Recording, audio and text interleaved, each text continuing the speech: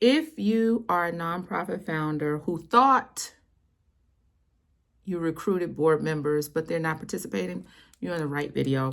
Hey there, I am Jill Smith. I am one half of the Smith Serve.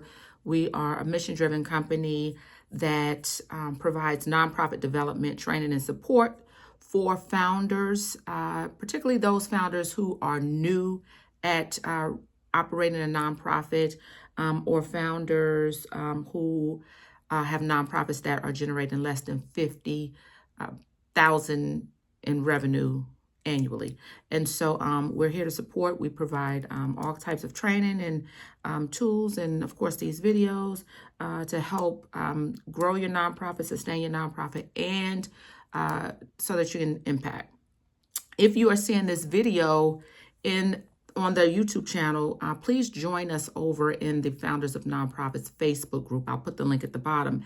And or if you are watching this video from the Facebook group, make sure that you subscribe to this channel. All right, so let's talk about this thing. 5 reasons why your board members are not participating. I hear this complaint all of the time. So let's jump in. So the very first reason why a lot of board members, you recruit these board members and they seem interested in the beginning, but then they fall off. The very first reason is that they really do not share a passion for the cause. They really don't have an interest. They're really not invested in the interest. Say, for instance, and I don't care how skilled they are. I don't care if they're CPA, an attorney, and they are successful on other boards. If they don't share an interest, you may not get their full participation. So, for instance, if your nonprofit, provides shelter for pets, for dogs and cats.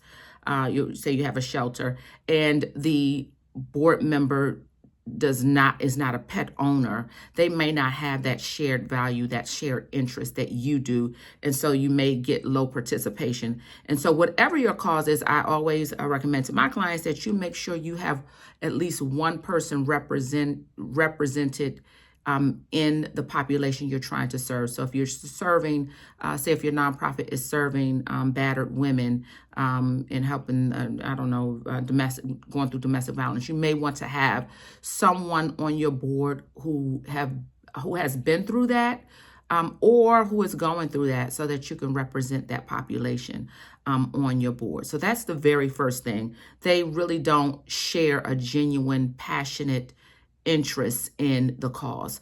The second thing is that you as the board founder, you as the nonprofit founder, you don't fully understand the purpose and the function of the board. And because of that, everyone else is confused. So they show up and there's no real clear, direction. You don't quite know what you're doing. You mix in between the operations of the nonprofit and the board, the function of the board, the purpose of the board. And so people are showing up and everything is all over the place. There's blurred lines. The third reason why board members are not participating, and this is a big one, is because they each do not understand their role. So if you have a treasurer, or if you have a secretary, the vice chair, the chair, they don't fully understand their role and what they're supposed to do. And so this is key. This is key. So when your board members come in, what you want them to do is, the first thing you want them to do is read the bylaws. And the bylaws should definitely outline each role. So if they're going to be voting into a role, they will clearly understand their role. And so when I get people who ask me to be on their board, for one, I see if there is an interest, if I'm passionate about the cause. But the first thing I say is, let me see the bylaws. I want to see the bylaws. And I'm very skeptical if each board member is not signing the bylaws. And so you want to definitely get your board members to sign the bylaws so you know that they, at least they said they read the bylaws and they understand their roles. So that's the third thing. They really don't understand their roles. They don't understand what they're supposed to be doing as the treasurer. If you read the bylaws, it should be outlined in the bylaws that there needs to be a second signature on the check, and there needs to be approval over a certain amount of whatever policies you're putting in place concerning finances and funds. The treasurer should understand, and that should be outlined in the bylaws. And so that's the third thing. They don't fully understand their roles. The fourth thing is that you as the founder, you may not be respecting their value. You may not be respecting what they're bringing to the table. And it may be a situation where if they give their opinion about something, you're overriding it. And so that also goes back to number two, you may not be understanding the purpose of the board, because at the end of the day, the board members are there to advise you. They're there to help, as I say, keep you out of jail. So they're there to advise you and make sure that you're in compliance and making sure that you're doing the things that you said you wanted to do according to your vision and your mission and your goals. And so when a person does not feel valued, they don't feel like their input is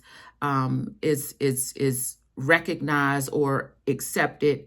Every time you give a suggestion, every time you voice your opinion, there's pushback. You don't feel like they don't feel like they're offering their value, then they could, very much shrink. They can very much shrink. And then the fifth reason, the very, very fifth reason that you're going to have low participation is that your board members are overworked. And so you've got to be very, very careful with having, quote unquote, a working board. I hear that all the time, a working board, because your board is not there to work. Your board is there to give oversight and governance. And at the end of the day, a board is to show up periodically throughout the year, just to review and make sure, again, that you are doing what you stated you would do according to your mission and your vision. And so if your board members are day-to-day writing letters to donors and planning events and stuff like that, you got to be careful for many reasons. There are laws in place, labor laws in place. And so you got to be very careful.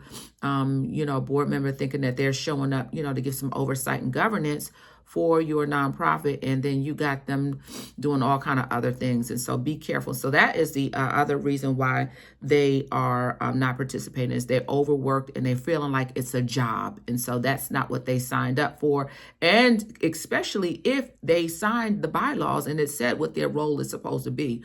And so you've got to be careful. And so those are the reasons why your board members may not be participating. If you don't fully understand the function and the purpose of a board, please make sure you take the free nonprofit development training, which is the link is at the bottom, the 6-figure nonprofit. I created this 3-hour training just for you. The link is at the bottom. And also, if you need samples of bylaws and board documents, those documents, those sample documents is also linked below in the Activate Toolkit. All right, so I hope this helps. Drop your questions below if you have any other questions about your board and, specifics why they're not participating. But more than likely, it has to do with their interests, not having a real interest in being invested in a cause, you not understanding the purpose and function of the board, them not clearly understanding their roles, them not feeling valued and their input accepted, and then also them feeling like they're overworked. And so if you're operating the board like you're, a dictator, you're going to run people away, or they might stay on paper, but they may not participate. So, so it's some some introspection you have to do as a board founder, as a keep saying that, as a nonprofit founder. You have to do some inside work, and to make sure that you are you're having a healthy relationship with your board members and anybody else who you operate deal with in your organization.